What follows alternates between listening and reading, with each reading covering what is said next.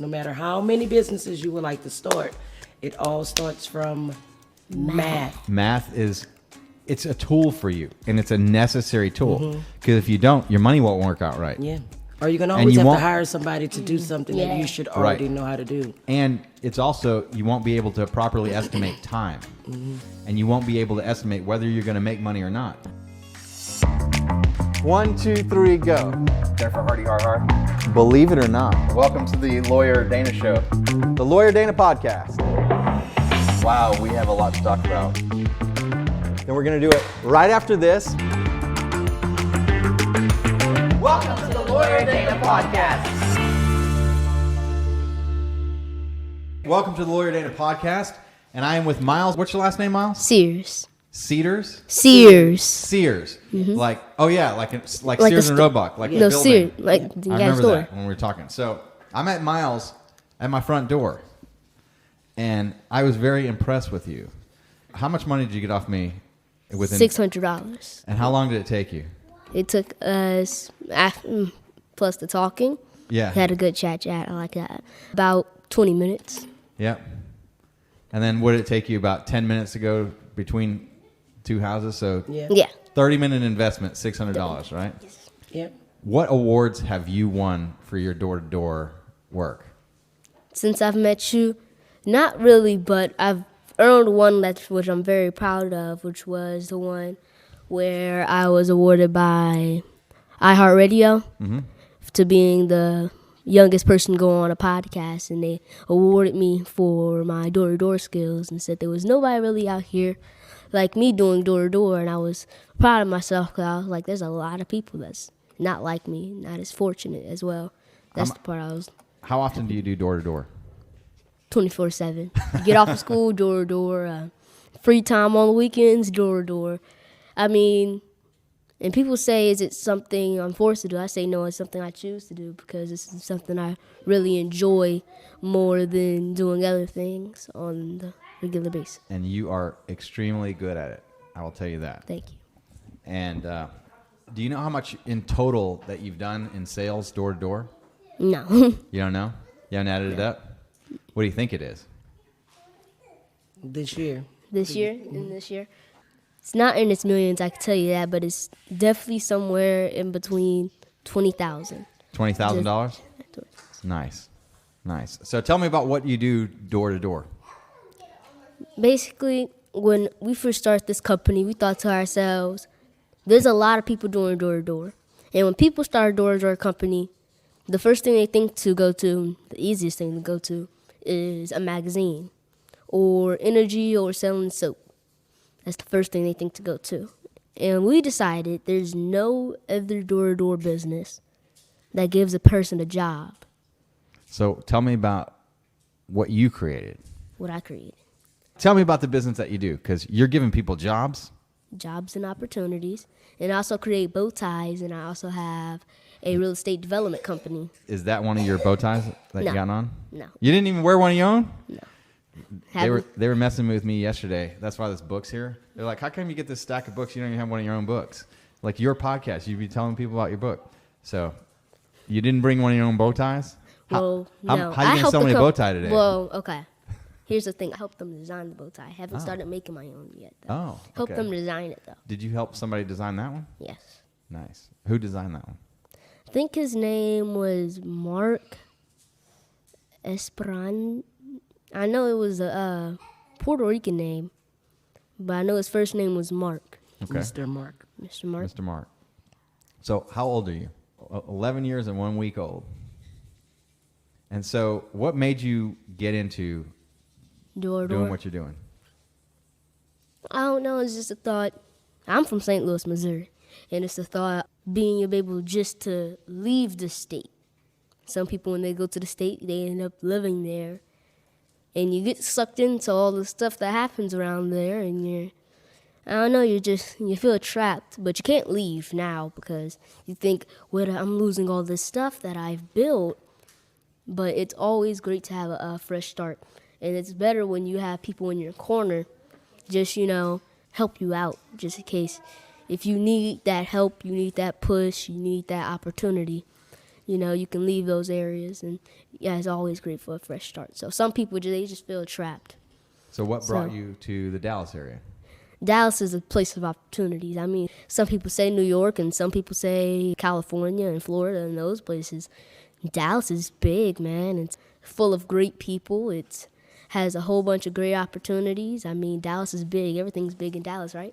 That's right. Right. You know who you remind me of? What? Jamie Foxx. You remind me of a young Jamie Foxx. He's from around here too. I think he's from Tyler. Oh, yeah. Right? Mm-hmm. You play any musical instruments? No. Oh, he had the piano. You ever seen that movie Ray?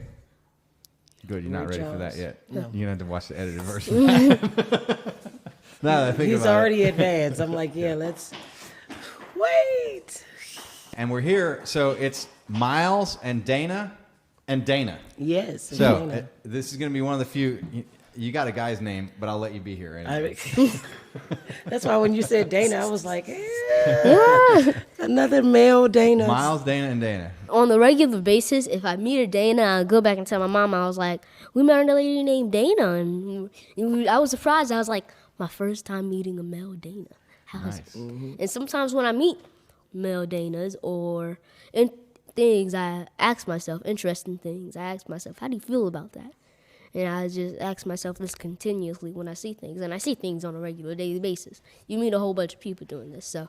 So many people ask, like, oh, you met Burnt Jones or you met this person? And I was like, well, that's the best thing about going door to door. You never know who you're going to meet on a daily basis. You wake up every morning like I'm going to work. I don't know who I'm going to meet, and I don't know what's going to happen. It's the thrill of I don't know what's going to happen today, but hey, I'm ready for it. Yep. Hey, but I'm not ready, but I'm ready for it. That is perfect. It's the most perfect feeling, the best feeling you can ever You get. obviously enjoy your work. I do.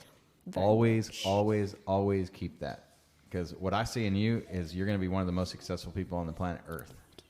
By the end of today, I want to even have some discussions with you about what to do with money and a little bit of continuation of what we talked about at the front door. Mm-hmm. Because I basically introduce you to the miracle of compound interest. Yeah. Where your money creates money for you. Mm-hmm. And then your money creates money again the next year, but the money that you created creates money for you. Mm-hmm.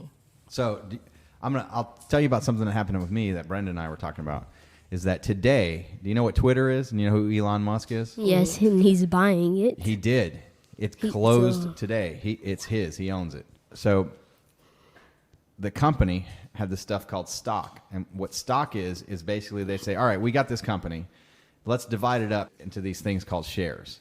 And so it's like a piece of paper that says, here's like millions of shares. And if you have a share, then you own, let's make it easy numbers. So let's take the company and divide it into 100 shares. And we'll write people's name on it who owns the company. So let's say we'll call it Myles Company, right? This is something I would like to think starts with one, never ends with another. Because the way I want this to go, I want to build a giant business. And then once I give it on to her or somebody else, and I'm going, I don't have to think when I'm gone. I'm like, wow, a whole bunch of work going out the window, and I know You want I a have legacy. somebody else. I want a legacy. Mm-hmm. I want somebody to be like, wow. And How does he know about legacies? He's 11. These are things that's in my This young man is mind. Yes. but you just wanna know my business is okay. I left it with somebody I can trust, and Yep. it's all carrying back on. Have you hired an And it's employee not- yet? No. No, not yet. It's not even just my legacy. It's theirs, the way they make it. Yep. And I just want to know that everything's okay. Once I leave behind my family and everybody is okay, and I have the fortune to make sure they are okay. Yep. And I leave it with the hands of somebody who I could trust, and I know that's going to make the right decision with it. This is some of the wisest, most sage business advice that you can give to any human being. Mm-hmm. And he's got it at 11. That's the great thing about the program in the company, the JUICE program. The JUICE program stands for Join Us and Creating Entrepreneurs. When me and my husband, we've been doing door-to-door for like 20 plus years. The opportunities that the companies would give us would just be so limited. And once we had our younger kids, we wanted to do a little bit more and instill the wisdom into the youth. Because, you know, as adults, we kind of already figure like we got it already laid out. We'll wait till later. Kids are more open to learning new things. So when Myles was like, one day he wanted to do door to door, and then he was like, I want to save the world. And then we went from care packages to, we should create jobs and teach inner city youth, you know, financial literacy, the importance beyond just school, because school just teaches them educational. And it's a everyday thing that you see somebody, hey, we're going to create care packages for people that are homeless. It's more of a care package is going to last you a month. It's not going to get them a house, and it's not going to get them It's like a giving business. them a fish instead of teaching them to fish. Yes. That's right. You're trying to teach them to fish. I want to give you this knowledge. I want you to take knowledge that you know, take this knowledge, and then I want you to go get knowledge from other people, and then I want you to come back and say, hey, I'm a millionaire now. Exactly. Thanks. Exactly. And then now you went from homeless to now you own like 3, 4, 5 companies at the same time. Generational wealth. Of just at the same time of just thinking like I was homeless today. If I think about it, such and such today, I was homeless, and now the present today, I'm a multimillionaire, and I've got $1 million saved behind me just in case something goes on. Now, when people made money, they knew what they did because they needed something to make sure the world stays in place so people have a work ethic. And they needed something more, not just like a simpler, they wanted something you can work for, something you can earn. Something you can earn, and it would just keep the cycle going. When you do earn money for yourself, you actually protect it more, and you do wiser things with it. When instead of When somebody it's just giving to you, it goes out from you just as fast. And it's very hard for the roots, for that money to have any roots. And that's what I'm saying. They want you to earn it because they don't want you to spend it all. And that's the problem with the new generation, is the first thing you think is money buys all things. So the first thing I get some money. I get like $2, and I'm going to go spend it on whatever's $5 or $2. But they don't understand the great of saving money. You spend it on something that's $5. I'm spending it on something that's $100. And you're like, wow, that's the same thing I got but upgraded. How you get that? I said, I spent $100 on it. He's like, mine was only $5.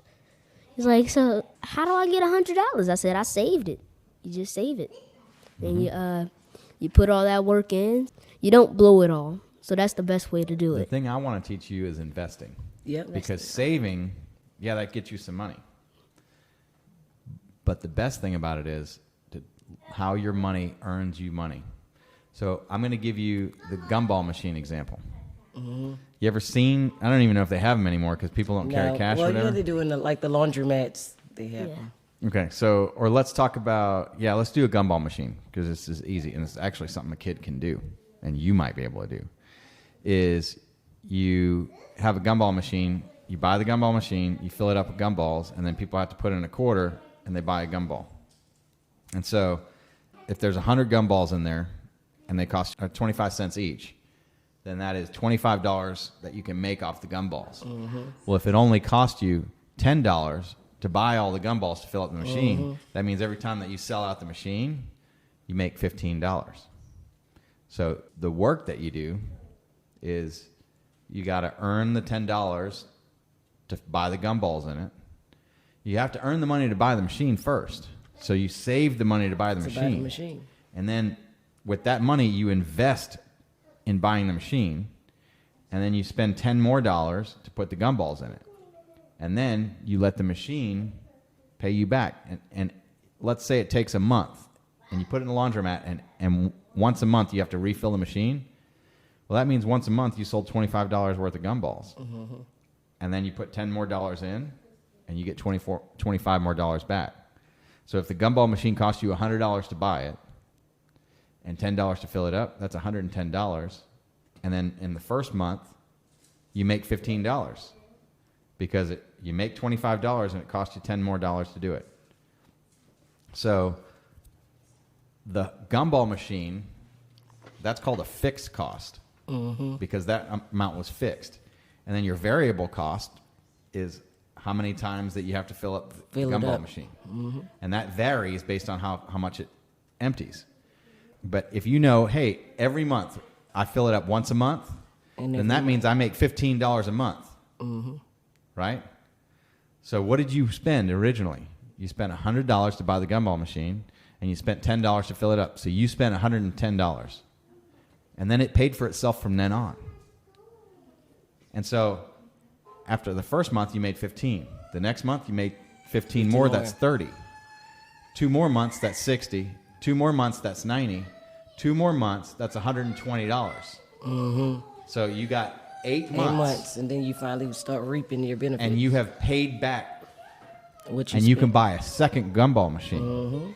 So, for 8 months, you get $120 out of it. And now you can reinvest. Right? And remember, you only need $110. So that's $10 in profit. And then month 9, it's $15 in profit. It's all profit from then on, right? That's what investing is. How much did you pay? And how much did you spend? And then your money makes your money from then on. Well, then you realize, all right, so after 8 months, I can buy another gumball machine. So you buy another one. Well, now the next month, you still got the first one. You're going to make $15 more. But now you got another one. You make $15 out of that one. $30.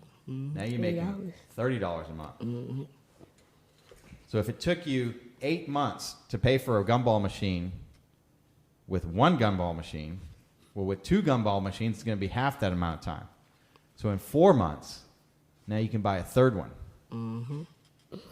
You get how that works? You see, because you're doubling it up, and now And then the more gumball machines. the more investment. And month 4, you buy one more gumball machine.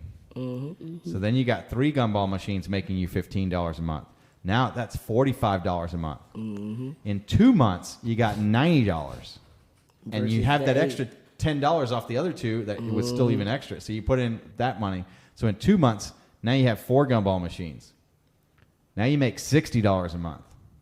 Less than 2 months, you got another $100, you get another gumball machine.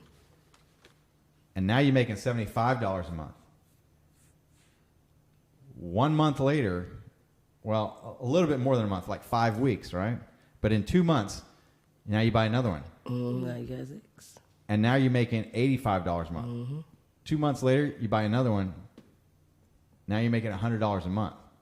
Now you don't even have to wait 2 months to buy a new gumball machine. Now you can buy one every month. Yep. Buy one every month. And And then every by the time end you of get that- more, the length of time that it takes you to buy another gumball machine goes down. Yep. Cause So the longer you're profit. doing this, the more money that you make. If you can do that in months, how many gumball machines you can think you're going to have in 10 years? hundreds, thousands. Yeah, but now you got thousands of gumball machines. Hold on. You can't fill up all those gumball machines. You got so many all day long. You spend all your time driving from one gumball machine to the other and filling them up. filling them up. So now you got to hire somebody else to do it. And you realize, I can pay $5 out of my 15 for them to go fill up each gumball machine. So now I'm only making 10, but I'm able to Earn more. own that many more. That's how business Because goes. I can still keep filling. You still keep filling them up, but now instead of making $15, it costs you $5. You got to pay something now, for the work. Now you only make 10, but you don't have to do it. So there's 2 different types of profit that I just explained. One type of profit is from, well, there's 3 actually. One type of profit, it's called capital investment, because you took your money, that's called capital. You earned your money, and you bought something, so that's your investment. But then there's also time and effort for actually, you still have to fill that gumball machine.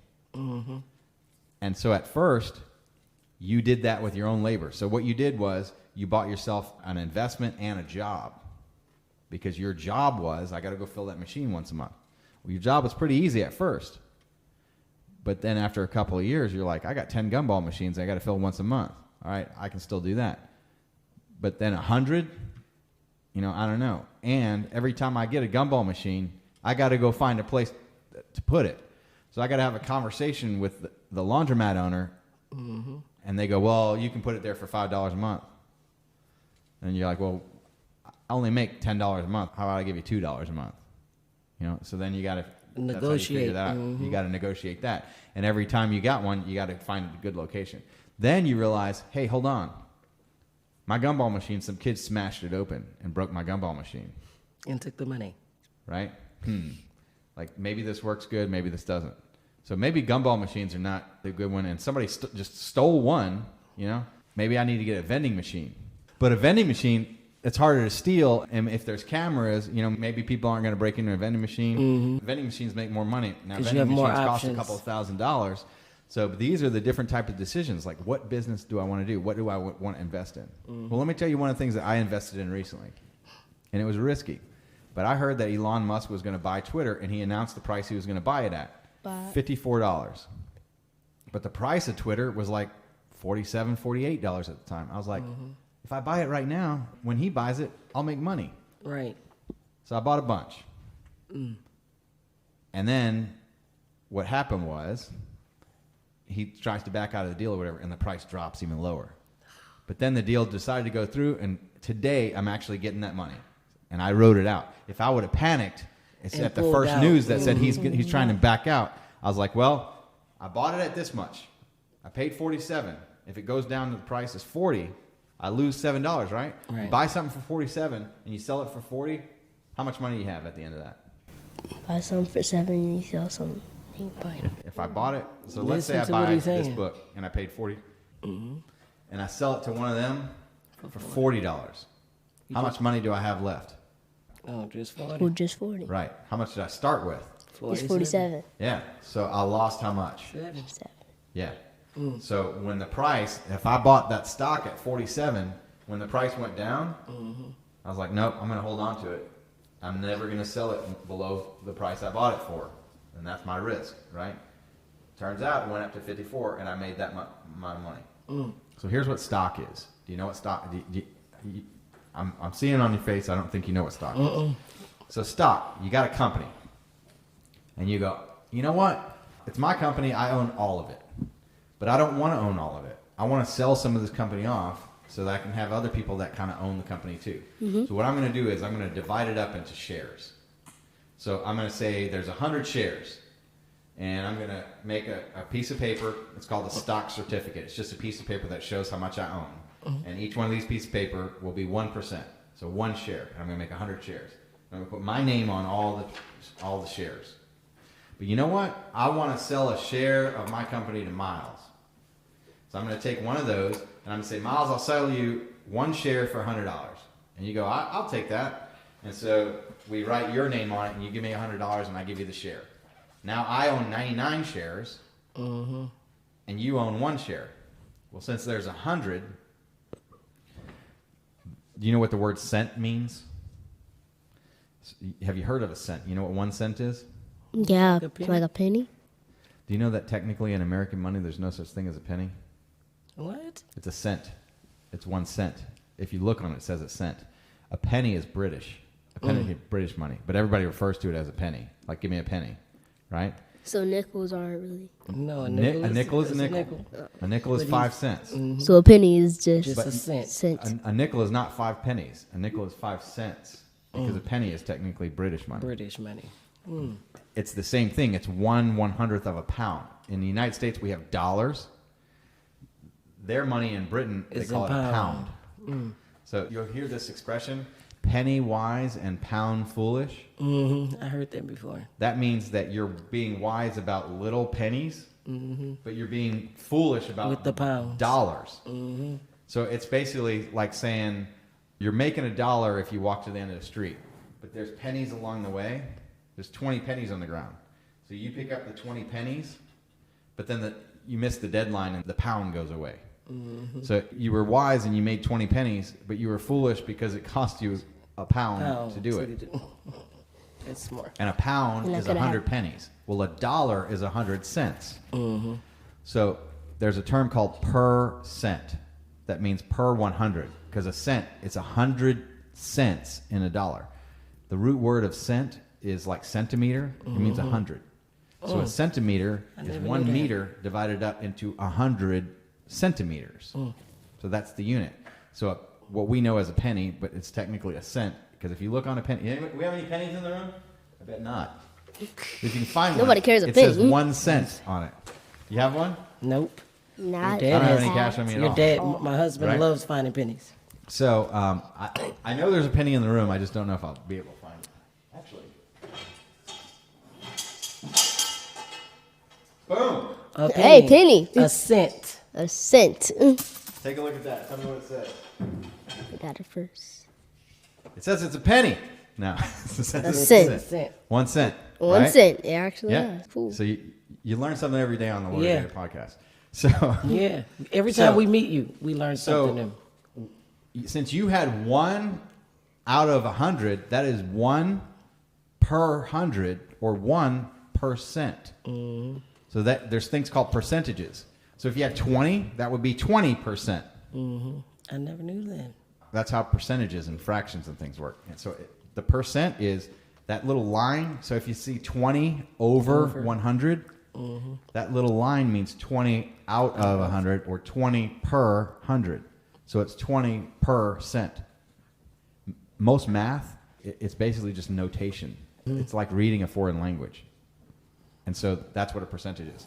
So if I sold 1% of that to you for $100, if they're all worth the same amount, then I multiply $100 times 100, and that means the company is worth $10,000 because 100 times 100 It's is 10. 10,000. So what is 100 times 100? Do you know that math?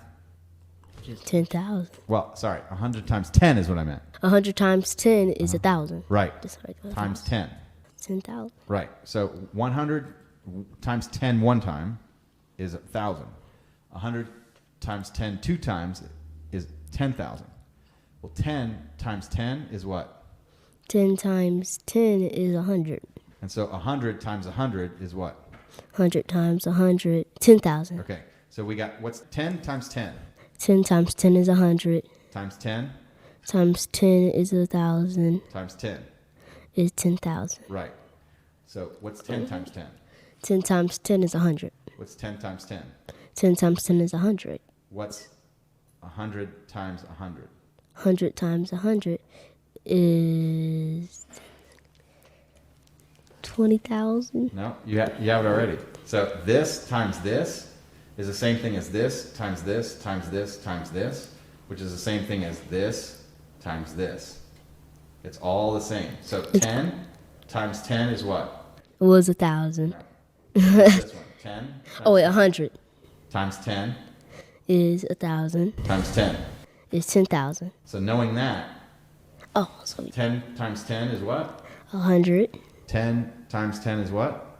That's also 100 right over So there. now put together, we know this is 10,000. 10,000. Right? So this times this, It's 10,000. right. And this is 100, right? This is 10, this is 100. What's this? 10. That was 1,000. Right. Yeah. So this is 1,000 times 10. Would also be 10,000. There you go.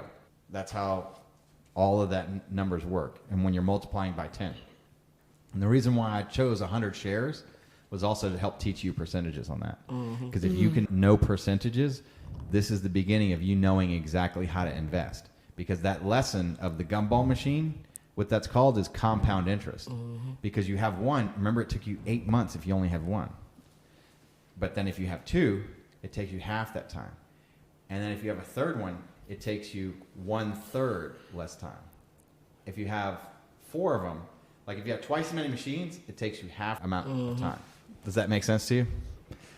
It's 'Cause- funny that you were doing percentage because, Myles was homeschooled, so he started in-person school, and, it made me realize that I'm not a teacher, and the way that we learned math in the good old days isn't the same that they're teaching it now. Yeah. So, and I'm telling him the importance of just math, the simple math that makes it easier to do the bigger math. Yep. So the way that you explained it was very good because I tell him in running businesses, no matter how many businesses you would like to start, it all starts from math. Math it's a tool for you, and it's a necessary tool. Because if you don't, your money won't work out right. Yeah. Or you're going to And always you have to won't- hire somebody to do something that Yeah. you should already Right. know how to do. And it's also, you won't be able to properly estimate time. And you won't be able to estimate whether you're going to make money or not. Yeah. Because remember when I was like, hey, the more you grow, you have to hire somebody to do this. Another thing that you might have to hire is you're going to get down to where you can buy 50 new gumball machines in one day. No way you're going to be able to find locations for your Yeah. gumball machines. Because you got You're them gonna have- almost everywhere. Right. So you now have to find a salesperson that goes out to find and your places the location. gumball machines. And you got to know how much you can pay that guy. Because you're like, hey, I'm going to pay you $10 to go place my gumball machines. And I'm going to pay the owner $10 to place the gumball machine there. And then you realize, wait, hold on. If I pay you $10 and I pay the owner $10, and then I have to pay $10 for the gumballs, that's $30. But then I'm only making $25. I'm losing $5 every time I do that. Yeah. If you don't have the math, don't you got can't be an nothing. entrepreneur. Yeah. And the way that I was kind of teaching you that, and to teach you percentages, here's what's important about a percentage, is that in the stock market, the average rate of return is 12% per year. And if you remember when we were at the door, I should have prepped to do this, and maybe I can, and I'll interject something. But to where, you know how that time period got shorter and shorter because you have more gumball machines making money for you? Well, in calculating that, it's the same thing when you're doing that with money. Because what you're looking for, what I showed to you was a 15% rate of return on your initial investment. Or actually, it's about 12 because it's 110 and you're making 15. So that's 15 over 110. Well, somebody tell me what that percentage here.